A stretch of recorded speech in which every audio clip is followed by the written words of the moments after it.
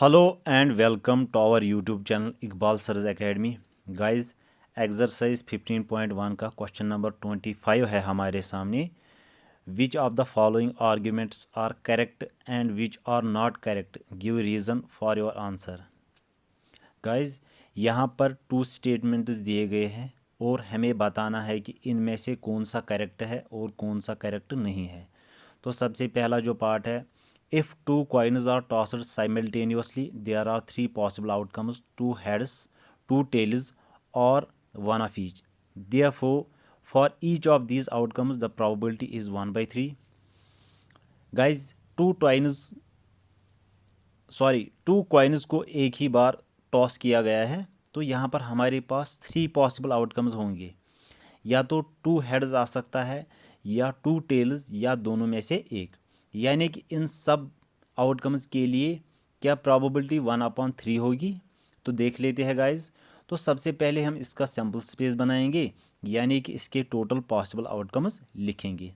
तो sample space क्या होगा इसका, S इक्वल टू, या तो 2 हेड्स आ सकते हैं, हेड हेड, या तो 2 टेल्स आ सकते हैं, टेल टेल, या तो हेड टेल आ सकता है, या तो टेल हेड आ सकता है। अब हमें फाइंड क्या करना है कि जो 3 आउटकम्स दिए गए हैं, क्या इनकी प्रोबेबिलिटी 1/3 होगी। तो सबसे पहले हम 2 हेड्स के लिए देख लेते हैं गाइस। तो probability of head head equal to, तो 2 हेड्स कितने हैं यहाँ पे गाइस, 1, एंड टोटल कितने हैं गाइस, 4, तो 1/4।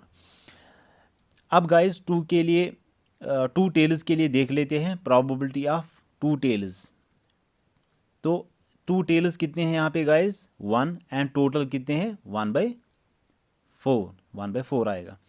अब दोनों के लिए देख लेते हैं probability 1 of each equal to, तो इसकी फेवर में कितने आउटकम्स होंगे। तो यहाँ पर 2 आउटकम्स होंगे, या तो हेड टेल आ सकता है, या टेल हेड आ सकता है।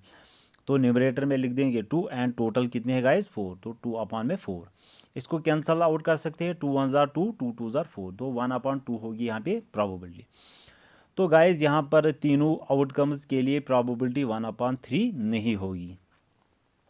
तो स्टेटमेंट इज लिखेंगे, therefore the given statement is incorrect. अब सेकंड पार्ट में दिया गया है, if a die is thrown there are 2 possible outcomes. Guys, एक डाई को थ्रो किया गया है और हमारे पास 2 पॉसिबल आउटकम्स है, an odd number on and even number. Therefore the probability of getting an odd number is 1/2। क्या ऑड नंबर की प्रोबेबिलिटी 1/2 होगी। तो देख लेते हैं गाइज। तो सबसे पहले हम इसका सैम्पल स्पेस बनाएंगे।